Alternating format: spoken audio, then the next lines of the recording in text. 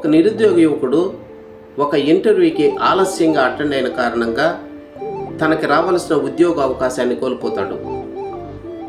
ఈ బాధలో తన దురదృష్టానికి తనే చింతిస్తూ తిరిగి ప్రయాణమై తను దాహం తీర్చుకోవడం కోసము 2 కిలోమీటర్లు నడుస్తాడు.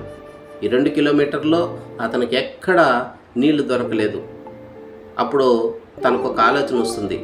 ఈ 2 కిలోమీటర్ల మధ్యలో ఎక్కడైనా నీళ్లతో వ్యాపారం ప్రారంభిస్తే ఎలా ఉంటుందని ఆలోచన చేసి ఓ చెట్టు కింద కుండలో నీళ్లు పెట్టి అమ్మడం ప్రారంభిస్తాడు. వ్యాపారం బాగా జరిగి కొద్ది రోజులకి అదే షాప్ అవుతుంది.